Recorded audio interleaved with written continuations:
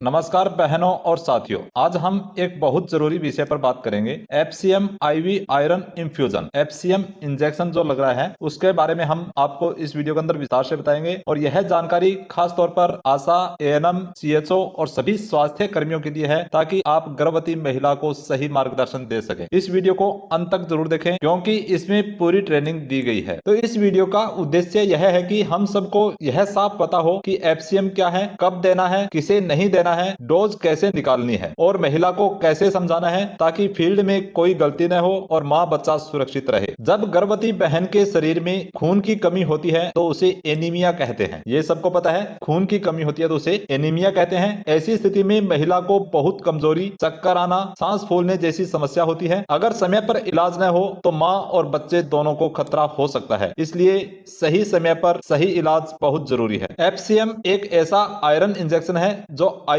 यानी नस के माध्यम से दिया जाता है। यह दवाई सीधे खून में जाकर बहुत जल्दी असर करती है। यह सिर्फ खून नहीं बढ़ाती, बल्कि शरीर में आयरन का भंडार भी भर देती है। इसलिए यह गंभीर खून की कमी में बहुत फायदेमंद दवा है। एफसीएम उन बहनों को देना चाहिए जिन्हें बहुत ज्यादा खून की कमी है, या जो आयरन की गोली नहीं खा पाती है, या जिससे उनको उल्टी होती है दूसरे और तीसरे त्रैमास में। ये दूसरे और तीसरे त्रैमास का मतलब है दूसरा और तीसरा जो ट्राइमेस्टर होता है प्रेगनेंसी का, उस दौरान डॉक्टर की सलाह से यह दवा दी जाती है। कुछ महिलाओं को एफसीएम नहीं देना चाहिए। अब एफसीएम जो इंजेक्शन है कुछ महिलाओं को नहीं देना चाहिए। किनको नहीं देना चाहिए? जैसे जिन्हें पहले से आयरन से एलर्जी हो, थैलेसीमिया की बीमारी हो, स्किल सेल बीमारी हो, बहुत ज्यादा पीलिया या लीवर की बीमारी हो। स्किल सेल बीमारी क्या होती है? स्किल सेल बीमारी होती है, यह जन्मजात बीमारी होती है जो माता पिता से बच्चों में आती है। यानी कुछ बच्चों में जन्म से ही आयरन की कमी होती है। इसके अंदर लाल रक्त कणिकाएं जो होती है वो गोल नहीं होकर के द्रांति के आकार की होती है, जो सेल को काटती रहती है, तो इसे स्किल सेल नाम दिया गया है। तो ये स्किल सेल बीमारी किसी के अंदर हो तो उसको ये एफसीएम इंजेक्शन नहीं दिया जाता है। इसी तरह पीलिया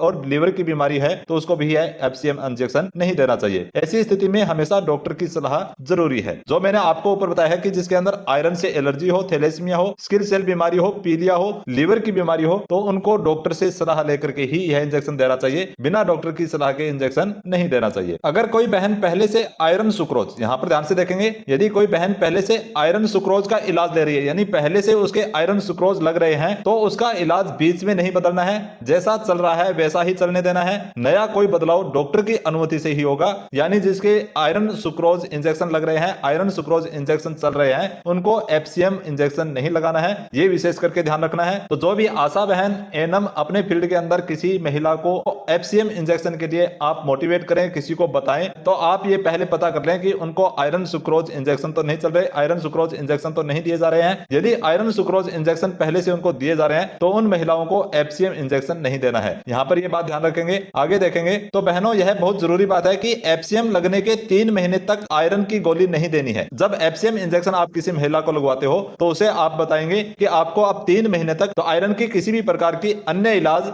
जैसे टेबलेट है, आयरन सिरप है, इस प्रकार का कुछ भी उनको नहीं देना है। एफसीएम इंजेक्शन जब लग जाता है, ये शरीर के संपूर्ण आयरन की कमी को दूर कर देता है। इसलिए सभी महिला को आप यह जरूर बता दें कि आपको एफसीएम इंजेक्शन लग चुका है तो उसके बाद आपको आयरन की टेबलेट नहीं लेनी है, आयरन की गोली नहीं देनी है। आप जब एएनसी की जांच करते हैं, एएनसी जांच के दौरान सभी महिलाओं को आयरन टेबलेट देते हैं, परंतु जिनको आप एफसीएम इंजेक्शन लगवा देते हो तो उन महिलाओं को विशेष करके ध्यान रखेंगे, उनको 3 महीने तक किसी भी प्रकार की आयरन की टेबलेट या सिरप नहीं देनी है। अलग से उनको आयरन की कोई ऐसी डोज नहीं देनी है जो एनीमिया की पूर्ति करता हो। तो एफसीएम इंजेक्शन लगने के बाद किसी भी प्रकार का अन्य आयरन आपको नहीं देना है, क्योंकि इस ड्रिप से शरीर में इतना आयरन जमा हो जाता है कि गोली की जरूरत ही नहीं होती। और यह बात महिला को प्यार से समझानी है। तो अब बात करते हैं, एफसीएम लगने के लगभग 6 हफ्ते बाद खून में बहुत अच्छा सुधार हो जाता है। तो यहां पर आप क्या समझेंगे कि एफसीएम इंजेक्शन लगने के 6 हफ्ते बाद, यहां पर लिखा हुआ है 6 हफ्ते के बाद उस महिला के एचबी के अंदर बहुत अच्छा सुधार होगा। और एफसीएम इंजेक्शन लगने के 6 हफ्ते कम से कम उसके अंदर समय लगता है। तो ये सभी को आप बता देंगे। हीमोग्लोबिन लगभग 3 से 4 ग्राम तक बढ़ जाता है। 6 सप्ताह के अंदर 3 से 4 ग्राम बढ़ जाएगा। पहले किसी महिला का एचबी 7 था और आपने उसको एफसीएम इंजेक्शन लगवा दिया है, तो उसका 6 हफ्ते के बाद 7 जिसका एचबी था तो उसका 10 से 11 ग्राम एचबी हो जाएगा। तो इसका मतलब हुआ कि महिला की कमजोरी कम होने लगती है, चेहरा साफ दिखने लगता है और शरीर में ताकत आने लगती है। तो जो महिला आपको ये बोले कि मुझे कमजोरी महसूस हो रही है, चेहरा उसका फीका पड़ चुका है, चेहरे का रंग उसका काला दिखाई देने लग गया है, शरीर में ताकत नहीं है, तो उस महिला को आप एचबी चेक करवाने के लिए जरूर बोलें। और एचबी कम हो तो उसको एफसीएम इंजेक्शन के लिए आप प्रेरित करेंगे, एफसीएम इंजेक्शन लगवाने के लिए जरूर बोलेंगे। एफसीएम इंजेक्शन लगवाने के बाद महिला के अंदर किसी भी प्रकार की कमजोरी नहीं रहेगी, चेहरा साफ दिखेगा और शरीर में ताकत आएगी। तो अब मैं आपको बहुत आसान तरीके से डोज का फार्मूला समझाता हूं कि कौन सी महिला को कितनी डोज देनी है। ये आप ध्यान से समझेंगे तभी आपके समझ में आएगा। तो हम सबसे पहले जिस महिला को ये इंजेक्शन के लिए बोलते हैं, इंजेक्शन लगाने के लिए कहते हैं, तो उसका वजन देखते हैं और उसका वर्तमान हीमोग्लोबिन कितना है, अभी उसका एचबी कितना है ये देखते हैं और तय करते हैं कि कितना खून बढ़ाना है। तो इसके अंदर मैं आपको बता देता हूं कि सभी गर्भवती महिलाओं के अंदर कम से कम 11 ग्राम एचबी होना चाहिए। हमें 11 ग्राम तक उनका एचबी बढ़ाना होता है। तो यहाँ पर आप ध्यान से देखेंगे कि सबसे पहले हम उस महिला का वजन देखेंगे कि उस महिला के अंदर वजन कितना है और वर्तमान हीमोग्लोबिन आगे मैं आपको उदाहरण से बताऊंगा, आपको फॉर्मूला पूरा समझाऊंगा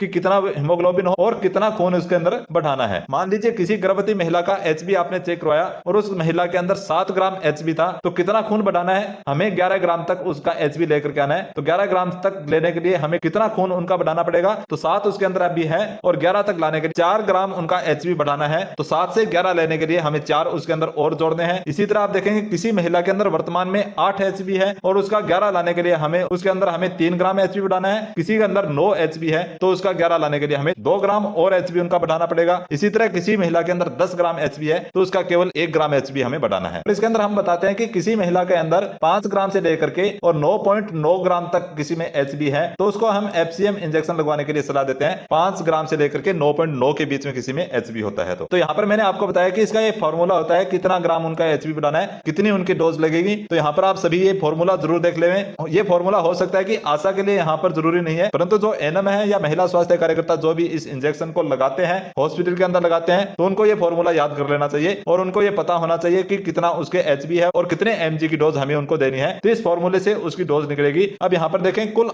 आयरन एमजी यानी मिलीग्राम के अंदर उसके अंदर कितना आयरन होना चाहिए। तो इसका ये फॉर्मूला होता है यहाँ पर 2.4। सबसे पहले 2.4 है। ये स्वास्थ्य विभाग के एक सर्वे के अनुसार है कि 2.4 ग्राम एचबी 1 किलो वजन के अंदर होना चाहिए। तो यहाँ पर 2.4 सभी के अंदर आएगा, ये 2.4 ही यहाँ पर रहेगा। 1 किलो वजन का आयरन यहाँ पर दिया हुआ है कि 1 किलो किसी के अंदर वजन है तो उसके अंदर 2.4 mg यहाँ पर आयरन होना चाहिए। तो इसको हम मल्टीप्लाई करेंगे वजन से, वजन केजी, वजन इसका किलोग्राम में लेंगे तो उसके वजन से हम 2.4 से उसको गुणा करेंगे। जो इसका आंसर आएगा उससे हम फिर गुणा करेंगे जितना एचबी चाहिए। यहाँ पर आप ध्यान से देखें जितना एचबी चाहिए माइनस, यहाँ पर माइनस लिखा हुआ है अभी जितना एचबी है। मैंने आपको बताया कि वर्तमान हीमोग्लोबिन कितना है और कितना खून हमें बढ़ाना है। ये चीज यहाँ पर आएगी कि जितना एचबी चाहिए और उसके अंदर से माइनस करेंगे अभी जितना एचबी है। अब जितना एचबी चाहिए, कितना एचबी चाहिए, मैंने आपको बताया कि सभी गर्भवती महिलाओं के अंदर हमें 11 एचबी चाहिए। तो 11 एचबी चाहिए और उसको हम माइनस कितने से करेंगे, अभी जितना एचबी है उसके अंदर अभी 7 ग्राम एचबी है तो 11 से हम उसको माइनस कर देंगे, 4 बचेगा। इसी तरह 8 है तो हम 11 से माइनस करेंगे तो उसके अंदर 3 बचेगा। 9 है तो इसको 11 से माइनस करेंगे तो यहाँ पर इसके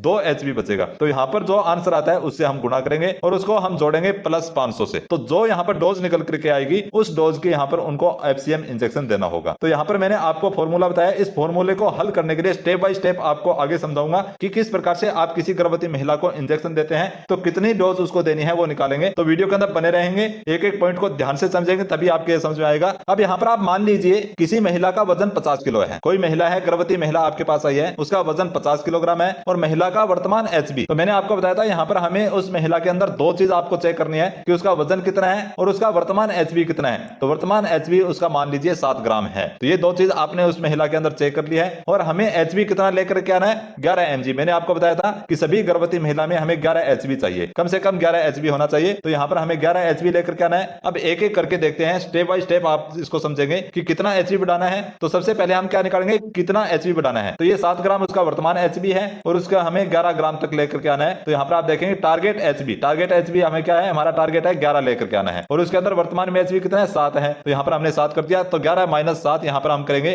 तो उसके अंदर एचबी आएगा 4 ग्राम। तो यहाँ पर 4 आएगा। पहला स्टेप आपको ये निकालना जरूरी है, मतलब एचबी की 4 यूनिट बढ़ाना है, यानी 4 ग्राम उसके अंदर हमें एचबी बढ़ाना है। तो यहाँ पर उसके अंदर यदि 7 की जगह 8 होगा तो यहाँ पर हम यदि 8 डालते हैं तो 11 माइनस 8 बराबर 3 आएगा। तो उसके अंदर हमें 3 यूनिट यहाँ पर बढ़ाना पड़ेगा। इसी तरह 9 होगा तो 11 माइनस 9 करेंगे, यहाँ पर 2 आ जाएगा। तो इसकी 3 की जगह यहाँ पर 2 कर देंगे तो हमें एचबी कितना बढ़ाना पड़ेगा, उसके अंदर 2 यूनिट बढ़ाना पड़ेगा। तो आशा करता हूं आपको ये अच्छे से समझ में आ गया होगा कि पहला स्टेप आपको ये देखना है कि उसका वर्तमान एचबी कितना है और हमें कितने एचबी तक उसको लेकर के आना है। तो सभी गर्भवती महिलाओं के अंदर हमें 11 एचबी लेकर के आना है और वर्तमान एचबी जितना है उसका इसके अंदर से माइनस कर देंगे। तो जो आपका यहाँ पर आंसर आएगा वो आपको यहाँ पर ध्यान में रखना है। तो यहाँ पर हमने इसका निकाला है तो इसके अंदर टारगेट एचबी हमारा 11 था और उसके अंदर 7 एचबी है अभी वर्तमान में। तो 7 11 में से 7 माइनस करेंगे तो 4 ग्राम एचबी आएगा, 4 यूनिट उसका एचबी हमें बढ़ाना है। तो यहाँ पर स्टेप 2 के अंदर देखेंगे शरीर के लिए जरूरी आयरन। अब फॉर्मूला लगाते हैं तो उसके शरीर के लिए हमें कितनी आयरन की आवश्यकता पड़ेगी। अब इसको हम फॉर्मूला लगाएंगे तब पता चलेगा। तो मैंने आपको बताया 2.4 यहाँ पर सभी में आएगा, तो 2.4 ये आपका यहाँ पर आ चुका है। उसके बाद हमें इसको गुणा करेंगे वजन से। तो उस महिला का मैंने अभी आपको बताया 50 किलोग्राम उसके अंदर वजन है, तो 50 इसका हम यहाँ पर वजन लिख देते हैं और उसको हम गुणा किससे करेंगे, जो मैंने आपको बताया था कि टारगेट एचबी हमें कितना एचबी लेकर के आना है, 11 एचबी लेकर के आना है और उस महिला के अंदर 7 ग्राम एचबी था, तो ये 7 से हम इसको माइनस करेंगे तो यहाँ पर हमारा आंसर आता है 4। तो ये 4 जो आंसर आएगा वो 4 यहाँ पर डाल देंगे और उसके अंदर हम 500 प्लस कर देंगे। तो ये हमारा फॉर्मूला तैयार हो चुका है। तो पहले हम इसको हल करते हैं। तो 50 और 4 को, ये 50 और 4 को हम गुणा करेंगे तो हमारा आंसर आएगा 200। अब 200 जो हमारा आंसर आया है, इस 200 आंसर को हम 2.4 से गुणा कर देंगे तो हमारा आंसर आएगा 480। तो अब 480 के अंदर फॉर्मूले के हिसाब से प्लस 500 हम जोड़ेंगे तो 480 प्लस 500 बराबर 980 mg यहाँ पर उसकी आयरन की डोज निकल कर आ चुकी है। अब 980 mg की डोज हमें उसको देनी होगी, तब उसके अंदर 11 ग्राम एचबी होगा, तो 980 mg की यहाँ पर आयरन की डोज उसको देंगे। तो यहाँ पर आप देखें स्टेप 3, तो स्टेप 1 और स्टेप 2 मैंने आपको समझा दिया। स्टेप 3 के अंदर क्या है, इसको वायल में कैसे समझे। अब इसको वायल के अंदर समझेंगे तो याद रखने के लिए बहुत आसान बात है कि एक वायल जो एफसीएम की होती है, एक एफसीएम का इंजेक्शन होता है, तो उस एक वायल एफसीएम के अंदर 500 mg आयरन होता है। अब हमें यहाँ पर पता करना है कि 980 mg की डोज उसको देनी है। लगभग 980 को हम 1000 mg मान लेते हैं, क्योंकि इसमें थोड़ा बहुत अंतर होता है, कोई दिक्कत नहीं है। तो 1000 mg यहाँ पर हम डोज इसको मान लेते हैं। तो एक वायल के अंदर 500 mg आएगा और हमें 1000 mg उसको डोज देनी है, तो यहाँ पर 2 वायल लगेगी। तो यहाँ पर आप देखें 2 वायल बराबर 1000 mg आयरन, यानी 2 वायल उसको इंजेक्शन एक साथ देने पड़ेंगे, तो तब उसकी डोज पूरी होगी। अब आगे जो आपको बता रहा हूँ वो बहुत ही महत्वपूर्ण बात है, ध्यान से समझेंगे। ये जो मैंने आपको डोज निकालनी बताई है, किस महिला को कितनी डोज लगेगी, यदि आपको अच्छे से समझ में आ गया हो तो आप कमेंट बॉक्स में अभी गुड लिखेंगे, और समझ में नहीं आया हो तो एक बार वीडियो को थोड़ा बैक करके और इस फॉर्मूले वाले को दोबारा से सुन लें कि इसके अंदर फॉर्मूला कैसे लगाया जाता है, किस प्रकार से डोज निकाली जाती है, वो अच्छे से समझ ले। ये आपके लिए बहुत जरूरी है, क्योंकि किसी महिला को यदि आप आवश्यकता से अधिक आयरन दे देंगे तो उसके साइड इफेक्ट भी है। वो साइड इफेक्ट क्या है वो आपको इसी वीडियो के अंदर आगे बताऊंगा।